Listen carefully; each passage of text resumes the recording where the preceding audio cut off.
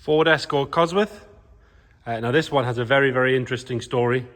It is actually quite well known in Ford circles. There's been lots of magazines. It's had lots of features and articles done on it because it is slightly different from your normal Escort Cosworth. During the production of the Cosworth, Ford produced what's known as a 909 motorsport shell, which was a full Escort shell with VINs and tags and all that sort of stuff on, designed for motorsport use, identical to the normal road shells, with a couple of minor differences. So for example, no sunroof, which you'll notice on this one. They were all supplied in diamond white. You could buy them direct from Ford, and then what you chose to do with it after that was pretty much up to you. A lot of people used the running gear from their Sierra, which ultimately is what's in the road car, that YB engine, gearbox, etc. This car was built by a chap in the year 2000, so it's actually registered on an X-Reg, that's a private plate that's on there, and built from scratch using all brand new parts. So what he did is he built a Ford Escort Cosworth in 2000, 4 years after they stopped making the Cosworth. Now there is a couple of other cars around that are a 2000 car, X-registered. They were sort of factory line cars that were then sort of weren't registered until 2000. So they were squirreled away or whatever it might be. This one, like I say, was built with all brand new parts. It went through an SVA as a brand new car in 2000. So it is down on the HPI and the logbook as a year 2000 on an X Ford Escort Cosworth.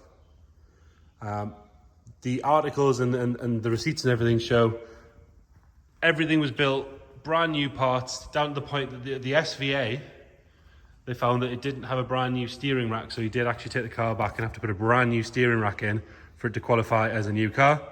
It was built using a Harvey Gibbs 400 brake, or 450 brake, sorry, YB engine.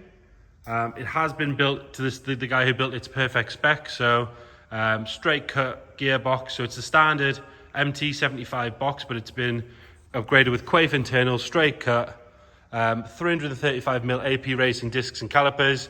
It's got Collins performance monitors, bigger turbo, all that sort of stuff. But if you check the description, we'll detail all of that spec. Like I say, originally it was white. It was then bought by the second owner, who then did a small restoration on the car, so stripped it back, painted it in one of my favourite colours, which is Aralis blue. Still the same interior that the car was built with, same wheels and everything. If we look over here, we have a few magazine articles detailing all of this. So actually that's how the car looked when it was first built. There it is on its X-Reg plate, which if you take that plate back off, it will go back onto that plate. And again, the article, brand new this, brand new that, brand new absolutely everything.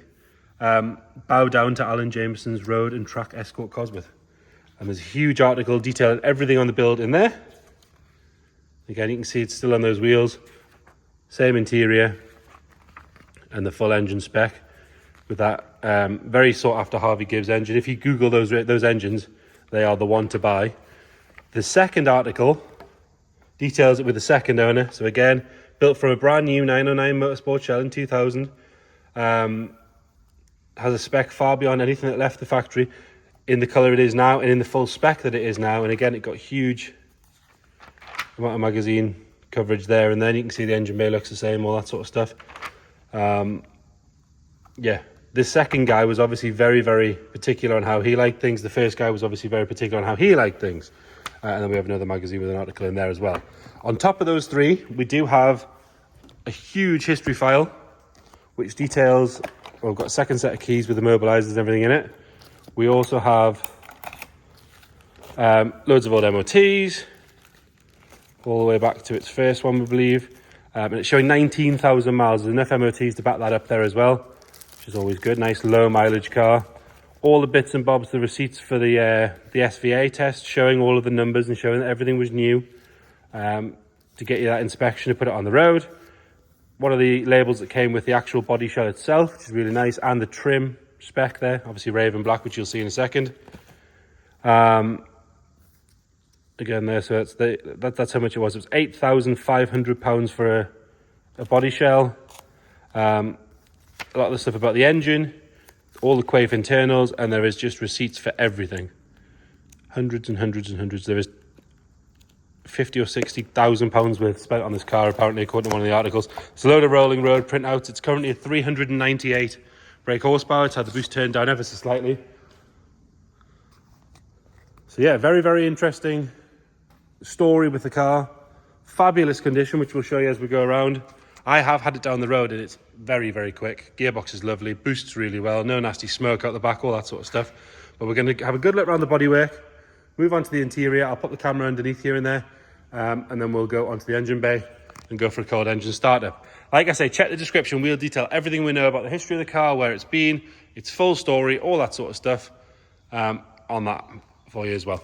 So starting on the driver's side, if we look down this side, apart from the huge boxy arches, you can see it's lovely and straight. There's no ripples or dents anywhere down the side of the car. Front wing itself is lovely and clean and tidy.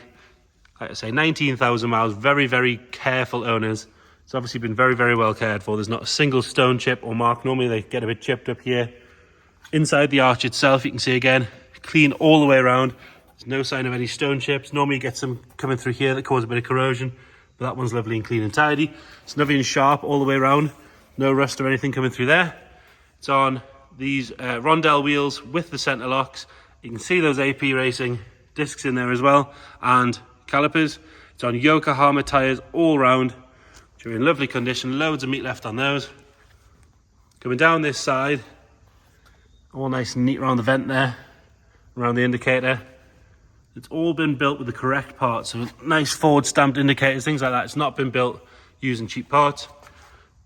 Going along the sill cover there, lovely and neat all the way along.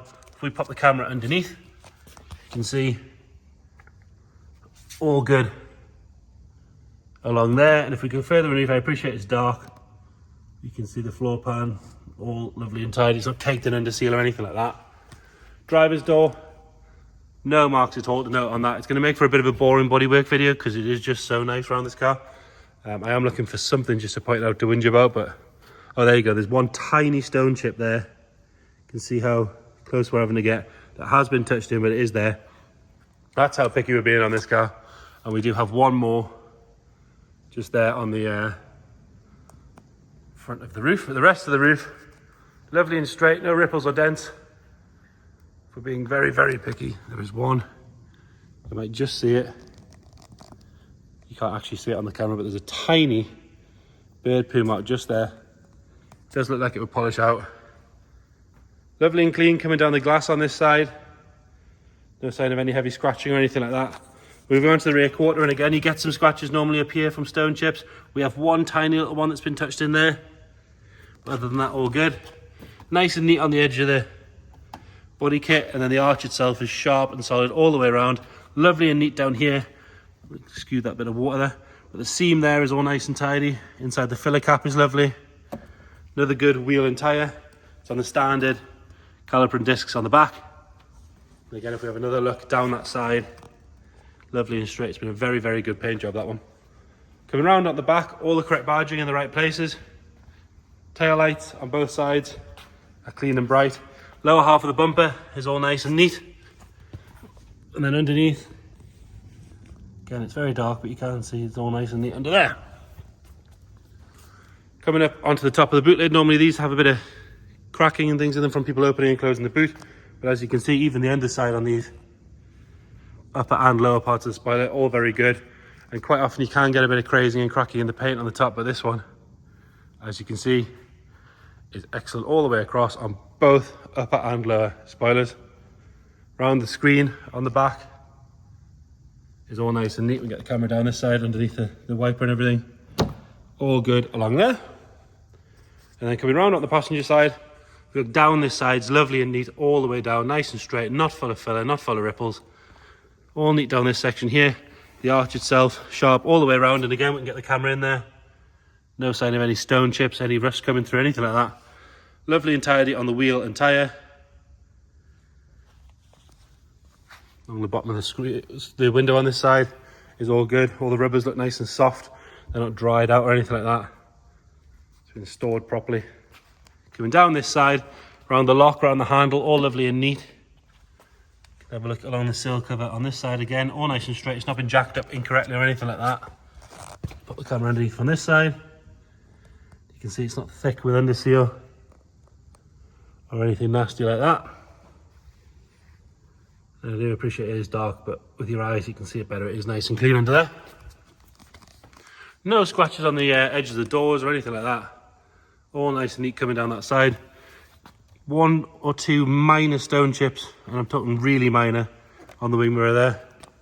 Nothing to note on the A-pillar or on this side of the roof. Windscreen's all nice and clean. Normally you get a bit of delamination down the bottom here, but it's good on both sides. Scuttle panel's lovely. Normally they're a bit dried out and cracked, but that one is very, very good. And then onto the front end, nice and sharp all the way around. The rest of the arch itself and the wing all nice and tidy, and we're on the final clean wheel and tyre. Coming around at the front, and that lower Cosworth front splitter is all nice and tidy. Rest of the bumper's lovely. No real signs of any stone chips to whinge about. Maybe one tiny one there, but that looks to be about it. And then another small one on the edge of the bonnet there. Bonnet itself, normally what lets them down is the state of the paint on the vents, but this one, as you can see, that's really, really good on both vents. The rest of the bonnet all lovely and straight. So bodywork wise, fabulous condition. The interior is as good, but you would expect that the car's only done 19,272 miles. Really good on the door card. Nice and neat on the door, inside of the doors, and on the door shuts themselves.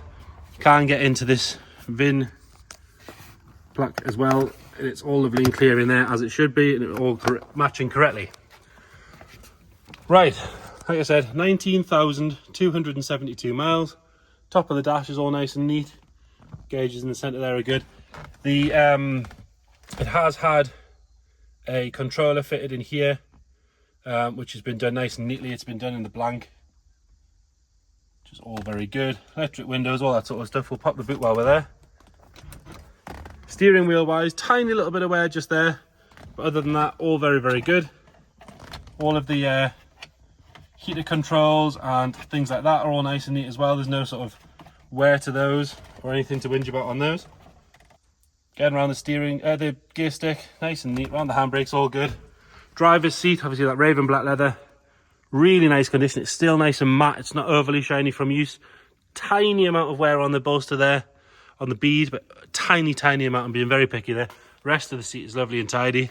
If we lift that forward, you'll see back of the seat's all good. Rear bench doesn't look like it's been sat in at all. Really, really good. Tiny little bit of sag in the back left of the headlining. It's very common on these. And then obviously you would normally have a sunroof there. Being a motorsport shell, that isn't there. It's a nice touch. And then into the boot. Rams are nice and strong. Quite often they can get a bit saggy. Parcel shelf is clean and tidy. It's not sun faded. It hasn't been cut for any speakers. Carpet in the rear fits as it should. All nice and neat down the side. Spare wheel covers there with the original spec spare wheel. And again, if we look around these areas where you normally get a bit of rust coming through, you can see this one's all good all the way around, and in here where the seams are. Into the passenger side. Again, lovely and neat on that door card. All around the outside of the door is all very good. It's polished up as good as the outside, to be fair. And then all nice along door shuts on this side. This seat, like I said, you can see there, they're satin. They're normally gloss and shiny from people getting in and out. They're very, very, very nice. Lovely and firm all the way around. No signs of any wear on the passenger seat. Nice and clean on the carpet here. And this side of the dash, all very good. So again, you can see interior is as good as the exterior. Under the bonnet, again, just as good as the rest. Really, really lovely condition. I'm not going to detail the whole spec on the engine. If you check the description, it'll all be on there. But the headlines are Harvey Gibbs 450 brake engine. It's turned down to 398 at the minute. Had a fairly recent rolling road. Larger turbo, strengthened straight cut gearbox with Quaife internals, and all the other tick list bits you want on a Cosworth. But if we look at the important things, so inner wings lovely and clean, slam panels all nice and tidy. Inside this section, where you can see the firewall. No sign of any corrosion coming through. It's actually been parked here overnight. You'll see there's not dropping any fluid on the floor. Haven't started it this morning. I wanted to do a proper cold start, which we'll do now. It does have an immobiliser, which it's got all its paperwork for and all that sort of stuff. Nice and easy. Just a case of sticking it in the receiver on that side, and then key in,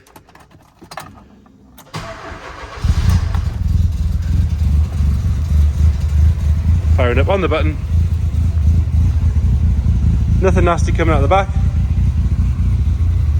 I will note actually it does have a fan switch down here next to the immobiliser should you want to run the fan permanently. It's great, especially if you see the queues for the Ford shows this year. Huge queues. Stick your fan on, you'll not have any issues. Ticking over nice and happy. No nasty rattles or anything like that. Like I say, I have had it down the road. Turbo's lovely and strong. It's very, very quick. Gearbox is nice. Brakes are good. Steering's nice and tight. Everything you'd want to see. So there you have it. Ford Escort Cosworth in the year 2000. Very unusual car. Really interesting story. Like I say, check the description. We'll detail everything we have on it there. You can come and see the car. It's with us every day till now, and between now and auction day. Or if you can't get to see it, let us know. We can send you extra photos, extra videos, anything you might need. Thank you.